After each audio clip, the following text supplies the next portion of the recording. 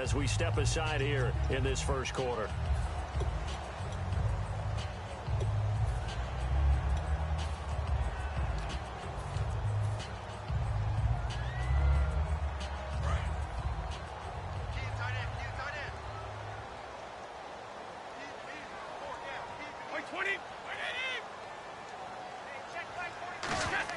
Brady now on first down. Got a man complete. It's Chris Hogan.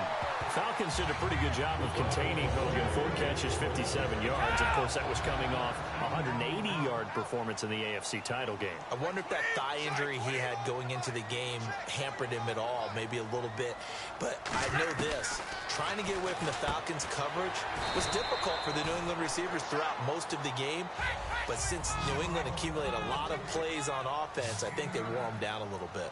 I like it, I like it, I like it. Get everyone involved in the passing game, and you know you can create those great mismatches throwing it to your guys out of the backfield. Yeah, on the first drive, that can also help establish some rhythm, right? I think so. It gets everyone involved. They feel like they're part of it, and really gets them amped up as they go forward.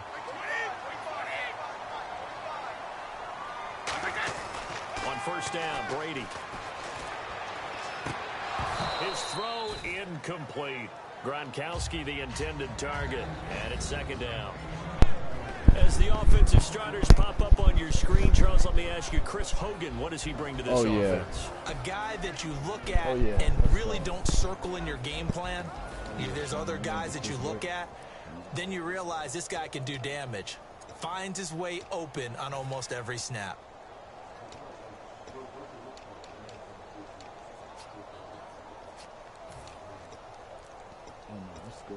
Unable to connect on the first down pass play. Now it's second down. Time running out here on the play clock.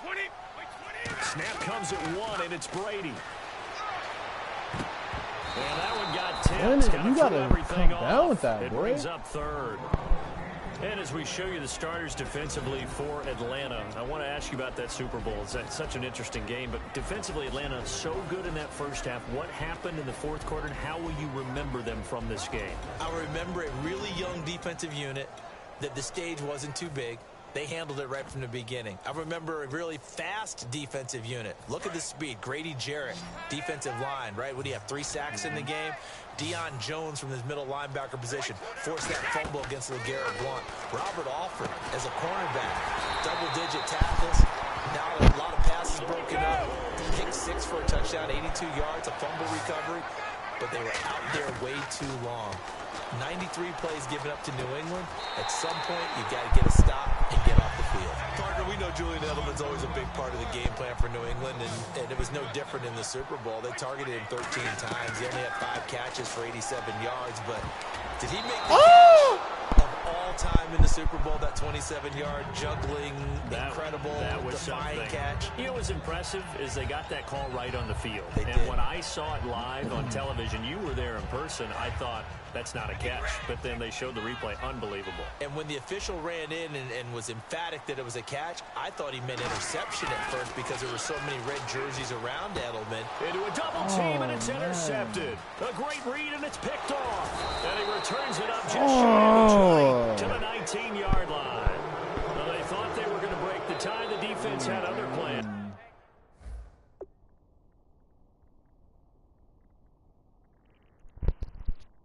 Go up the field easy while we forcing it. Going up the field easy on that sweet thing. That's what I'm saying, man. Brother, going up the field easy.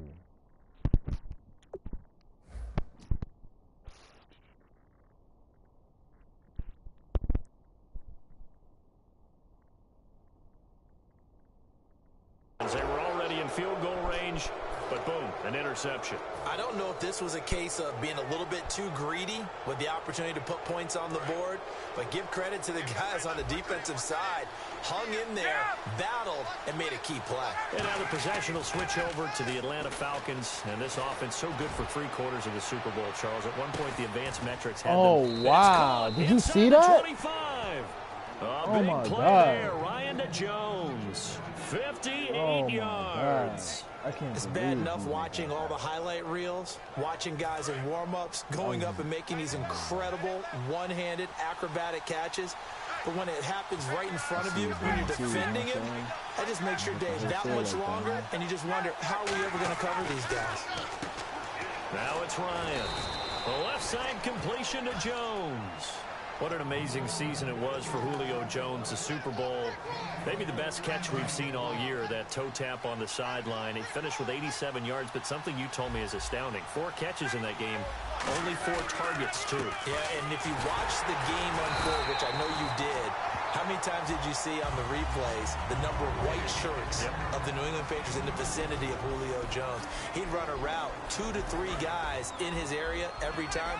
That's the reason the targets were so low. But he maximized them, didn't he? 4 targets, 4 catches. And that sideline catch, I thought he was going to be intercepted. And he ended up having the concentration to hold on to it and still get both feet down. For the Patriots, starting lineup defensively, and one thing that may have been overlooked in the Super Bowl, yes, a rough start for this group, but they pitched a shutout in the end while Tom Brady and company were making that comeback. They really got their legs under them in the second half, didn't they? Because they really shut them down. And Trey Flowers, defensive lineman, 2.5 sacks. How about the big play by Dante Hightower from his linebacker position when he blitzed Matt over? Alan Branch, I thought, was really inside the defensive line. And I thought the secondary played a whole lot better down the stretch for the Patriots. And his kick is no good. An inauspicious start here kicking-wise as this one stays a 6-0 game. And after the touchdown, here's Bryant now to kick it away. And this will be a touchback as that sails over the end line. Here come the Patriots again on offense, the Super Bowl champions. And, boy, they have been able to do it a lot of times, Charles, with unsung heroes, haven't they? Look at the names that led them through the playoffs. Hogan, White, Lewis, guys you just wouldn't think of. Yeah, Deion Lewis, a 5th-round pick, 3 touchdowns against Houston in the divisional round. Chris Hogan, undrafted. He ends up having 180 yards in receptions, including 5 plays of 20 yards or more against the Pittsburgh Steelers. And how about James White, a 4th-round pick out of Wisconsin? Think about who he played behind while he was at Wisconsin, and he turns out to be the unsung hero of the Super Bowl. Would have been the MVP if it wasn't for Tom Brady. And you mentioned James White at Wisconsin. He was behind who? Melvin Gordon and Monte Ball, right? That's correct. To the left side and complete for Julian Edelman. It'll be a pickup of 15 as that'll lead to 3rd down.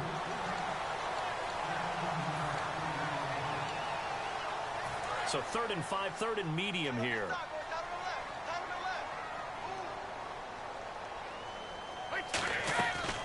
They'll run it here. This is James White. And he'll be limited to a short gain up to about the 34-yard line. 4 yards on the pickup there, but it's going to take him to 4th down. So many things go into making a good play on defense. In this situation, just not being blown out of the way was a big start, and then a nice tackle to finish things off. And how about this one now? In their own territory, a gutsy call. They're going to go for this on 4th and a yard. They do go for it. It's Brady. He's going to find his running back. It's complete. It'll be a pickup of just 2. And on 4th down, they're able to convert and move the sticks. I don't know if I agree with that. I guess they don't care if I agree with that. But, boy, you have to be surprised by that, right? I definitely was surprised that they decided to go for it in this situation. And he fires one that's intercepted. And now off to the races down the right side. And he takes this one back into the end zone, and the Falcon defense has a touchdown. That was an interception, but on the field, the guys who are picking it off, they're not saying that. What word are they using? It's Oski. And that means catch the ball and go the other way. That's your vernacular. I've never heard anybody say Oski. Ask around. They'll tell you.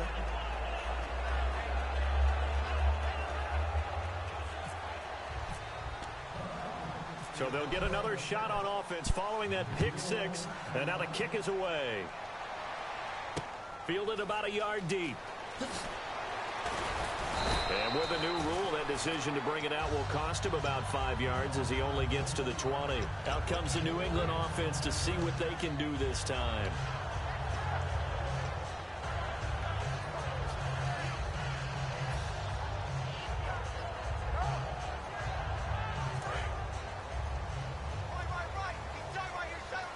It's a 5-receiver set. 3 to the left, 2 to the right.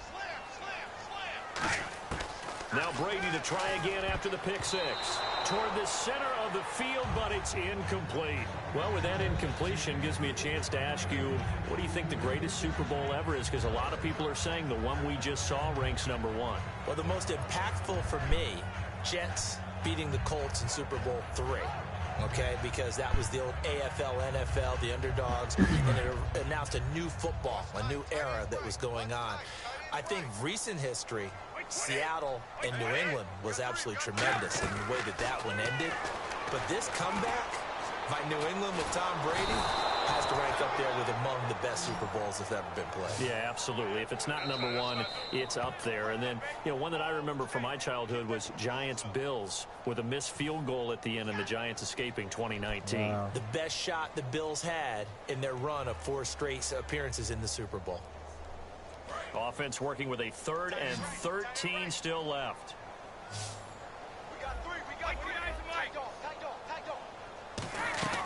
Shotgun now for Brady.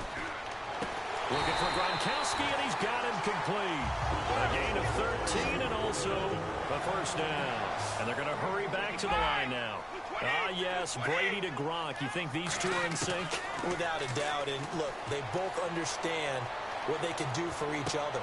And Brady going to be intercepted a 3rd time. Picked off by Jalen Collins. And they have the football and will set up shop at the 33-yard line. Now the Falcons offense gets ready to head back onto the field. And they'll just simply be looking to build off the confidence of the last time out where they scored a touchdown. And confidence is powerful, isn't it? When you've scored once, you feel like you can go back out there and get it done again. Doesn't matter what the defense throws at them. They feel like they're in a groove right now, and they want to get out there and show it. Yeah, hoping to stay in that groove here this go-around. And a good quarterback facing zone coverage. If he has just a little bit of time to survey the scene, that's what's going to happen. No doubt about it. If there's no pressure, he's going to continue to pick them apart because he'll have all that time to find someone open downfield. You can only cover for so long.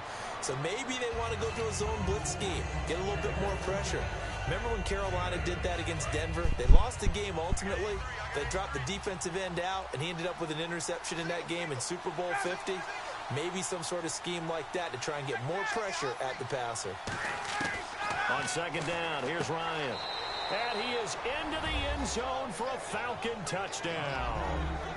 Julio Jones with his 2nd touchdown here in this first half. And the Falcons will extend their lead.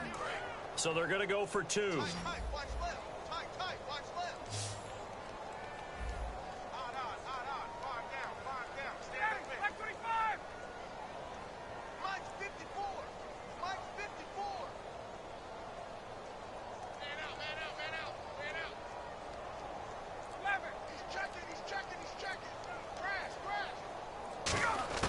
To throw forward is Ryan. And this one incomplete. So they went for the 2. They don't get it. So unable to throw it in for 2 from the 2. Let me ask you, as a former DB, what changes there around the goal line on a 2-point conversion as far as how you're defending it? You just make sure you never back up and you never retreat. You establish yourself really on the line of scrimmage, put your heels on the goal line at worst, and if they're going to throw the ball, make them throw it over your head because they're going to run out of space because of the back of the end zone. Never let a guy catch one in front of you. Now the Patriots gearing up to go now. And what do you think goes on here in this situation? If you got the football, you're trailing, you're back in your own territory with just a little time. Do you try something? You're thinking about jump-starting your team, right? You just mentioned it. They're down. They're trying to get back into the game.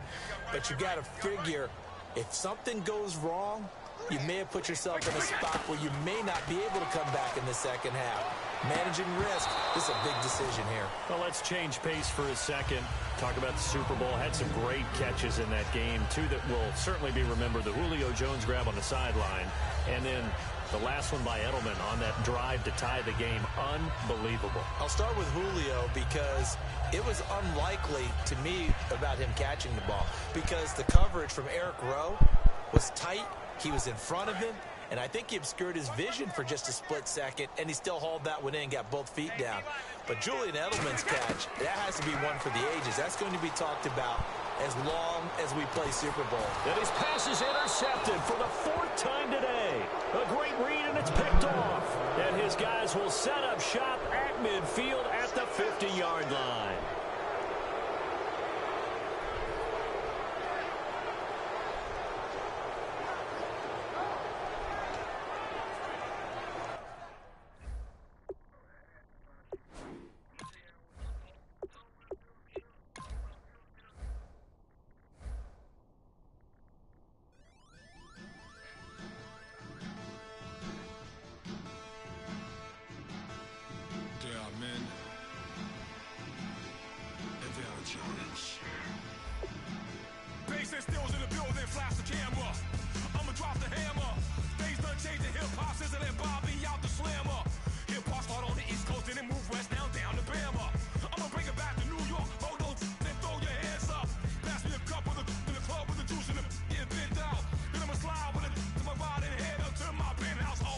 not trying to